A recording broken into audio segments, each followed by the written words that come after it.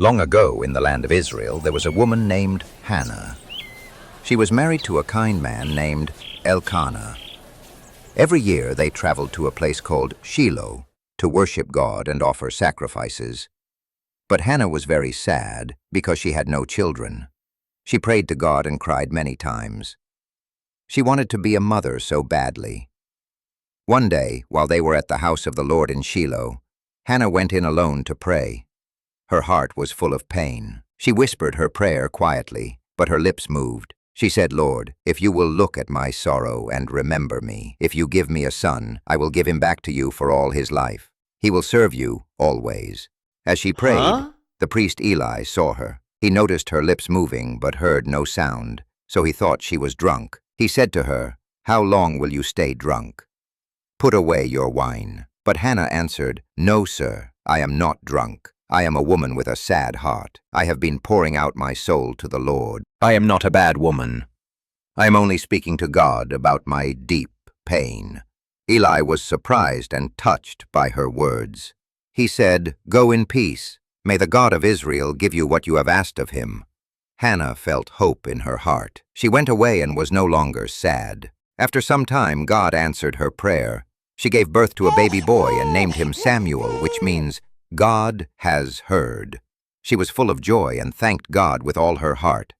When Samuel was still very young, Hannah kept her promise. She took him to Shiloh and gave him to Eli, the priest.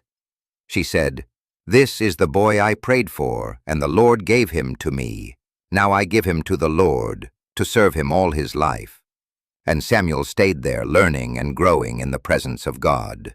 Each year, Hannah came to visit her son. She brought him a small robe she made with her own hands. Eli would bless her and say, "May the Lord give you more children because you gave this one to him." And God did bless her. Hannah had more sons and daughters, and she was very happy. As Samuel grew, he served in the house of the Lord under Eli's guidance. He wore a linen robe and did many small tasks, learning to help the priest. God was with Samuel, and the people could see that he was a special boy. At that time, Eli was very old. His sons, Hophni and Phinehas, also served as priests. But they were wicked. They did not honor God. They took more than their share of the sacrifices, and they were cruel to the people. God was not pleased with them. One night, something special happened. Samuel was lying down in the temple where the ark of God was kept. Eli was resting in another room. Suddenly, Samuel heard someone call his name. "Samuel." He ran to Eli and said, "Here I am. You called me." But Eli said, "I did not call you. Go back and lie down." Samuel went back to his bed. Again he heard the voice, "Samuel." He got up and ran to Eli again. "Here I am. You called me." Eli said, "My son, I did not call you. Go back and lie down." A third time, Samuel heard the voice, "Samuel." He ran to Eli once more. "Here I am. You called me." Then Eli understood. It was the Lord calling the boy. He said, "Go and lie down. If you hear the voice again, say, 'Speak, Lord, for your servant is listening.'" Samuel went back to lie down. Then the Lord came and stood there. He called, "Samuel, Samuel." This time, Samuel answered just as Eli told him, "Speak, Lord, for your servant is listening." God began to speak to Samuel. He told him something very serious. He said that he was going to punish Eli's family because of the evil things his sons had done. Eli knew about it but did not stop them. God said their sin was great, and judgment would come. In the morning, Samuel was afraid to tell Eli what he heard, but Eli called him and said, "My son, what did the Lord say to you? Do not hide it from me." Samuel told him everything. He did not leave out a single word. Eli listened quietly and said, "He is the Lord. Let him do what is good in his eyes." From that day on, God was with Samuel. As he grew older, the people of Israel saw that he was a true prophet of the Lord. God continued to speak to Samuel, and Samuel listened carefully. He always told the people what God wanted them to know. As the years passed, Samuel became a leader among the people. He was known for being honest and faithful. He listened to God and helped the people follow his ways. Whenever the Israelites had problems, they came to Samuel for help. He judged fairly, and he always prayed to God before giving advice. But the people of Israel had many troubles. They were often attacked by their enemies, especially the Philistines. The Israelites became afraid and asked Samuel what they should do. Samuel said, "If you truly want to return to the Lord with all your hearts, then get rid of your foreign gods, turn back to the Lord, and serve him only. Then he will save you from the Philistines." The people listened. They threw away their idols and began to worship only the Lord. Samuel called all the people to gather at a place called Mizpah. There, they confessed their sins and fasted. Samuel prayed for them and asked God to forgive their sins. While they were at Mizpah, the Philistines heard about the gathering. They thought it was a chance to attack. The Philistine army came near, ready for battle. The Israelites became afraid and said to Samuel, "Don't stop praying to the Lord our God. Ask him to save us." Samuel took a young lamb and offered it as a burnt offering to the Lord. He cried out to God, asking for help. That day, the Lord answered with thunder. The loud sound confused the Philistines, and they were defeated. The Israelites chased them away and won the battle. After that great victory, Samuel set up a stone between Mizpah and Shen. He called it Ebenezer, which means stone of help. He said, "The Lord has helped us this far." From that day, the Philistines stayed away, and there was peace for many years. Samuel continued to serve as a judge and leader. He traveled from town to town, helping the people and teaching them to follow God. Each year he visited Bethel, Gilgal, and Mizpah, and he always returned to his home in Ramah. He built an altar there and worshipped the Lord. As Samuel grew older, he made his sons judges to help him. But sadly, his sons did not follow his ways. They were dishonest and took bribes. They did not judge fairly. The people saw this and became unhappy. They came to Samuel and said, "You are old, and your sons are not like you. Give us a king to rule over us, just like the other nations." Samuel was upset when he heard this. He knew that God was the true king of Israel. Samuel prayed to the Lord and told him what the people had said. The Lord answered, "Listen to the people. They are not rejecting you. They are rejecting me as their king. They have done this again and again, since the time I brought them out of Egypt. But warn them, tell them what it will be like to have a human king rule over them." So Samuel called the people together. He said, "If you have a king, he will take your sons to serve in his army. He will make them run before his chariots. He will take your daughters to be servants. He will take your best fields, your vineyards, and give them to his servants. He will take part of your harvest and your flocks. You will become his servants. One day you will cry out for help, but the Lord will not answer you." But the people refused to listen. They said, "No, we want a king over us. Then we will be like the other nations. Our king will judge us, then lead us into battle." Samuel listened to the Lord, and God said, "Give them a king." Samuel told the people to go home and wait. God would choose the king in his own time. Not long after, a young man named Saul was looking for his father's lost donkeys. He and a servant searched everywhere but could not find them. The servant said, "Let's go see the man of God. He might know where the donkeys are." They went to see Samuel. When Samuel saw Saul, God spoke to him, "This is the man I told you about. He will rule over my people." Samuel invited Saul to eat with him. He gave him the best seat and the best food. The next day, Samuel told Saul privately, "The Lord has chosen you to be the king of Israel." He poured oil on Saul's head and said, "You are anointed to be ruler over God's people." Then Samuel gave Saul signs to confirm the message. He told him what would happen on his journey home.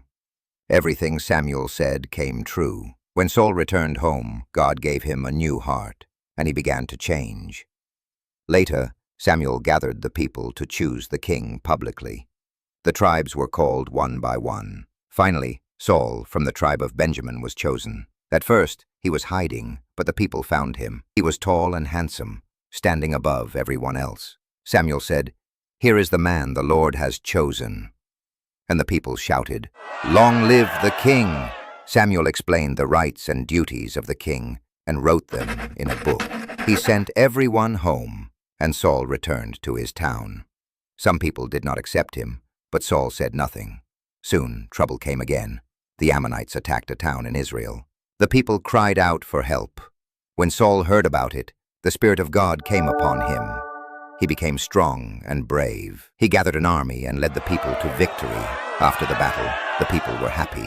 They said, "Let's make Saul king again." But Samuel said, "Today the Lord has saved you. Let's go to Gilgal and make Saul king there before the Lord." So the people went to Gilgal. They made Saul king and offered sacrifices to God. Everyone was joyful and there was peace. Then Samuel spoke to all the people.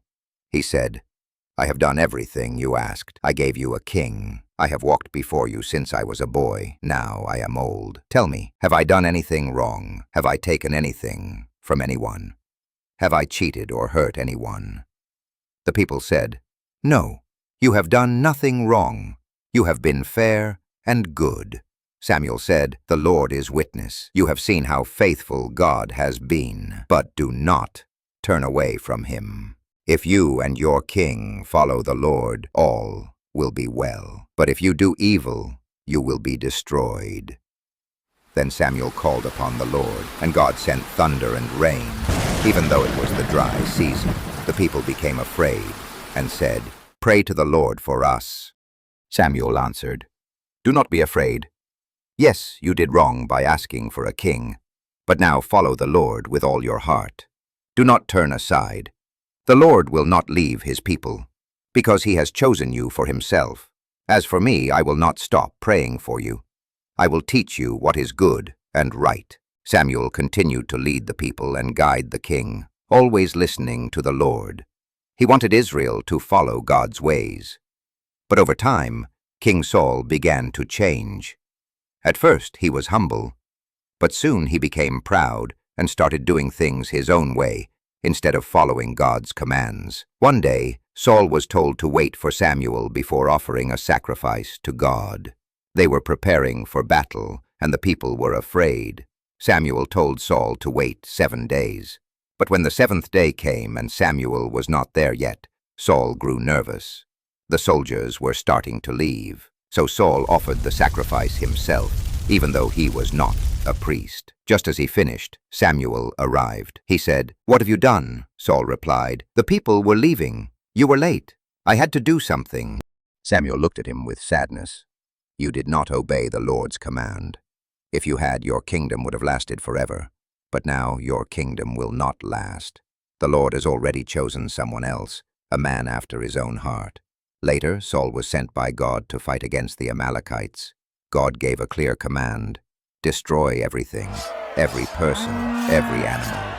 It was judgment from God for what they had done in the past. But Saul again disobeyed. He kept the king alive and saved the best animals. When Samuel came to meet him, Saul said, "I have obeyed the Lord." But Samuel asked, "Then why do I hear sheep and oxen? What is this noise?" Saul said, "I saved the best animals to offer as a sacrifice to the Lord." Samuel said, "Does the Lord delight in burnt offerings as much as obeying his voice? To obey is better than sacrifice. Because you have rejected God's word, he has rejected you as king." Saul said, "I have sinned. Please forgive me and come with me to worship." Samuel answered, "I will not go with you. The Lord has taken away your kingdom." As Samuel turned to leave, Saul grabbed his robe, and it tore. Samuel said, "Today the Lord has torn the kingdom from you and given it to someone better than you." After that, Samuel never saw Saul again. He mourned for him because he loved him and had hoped he would follow God.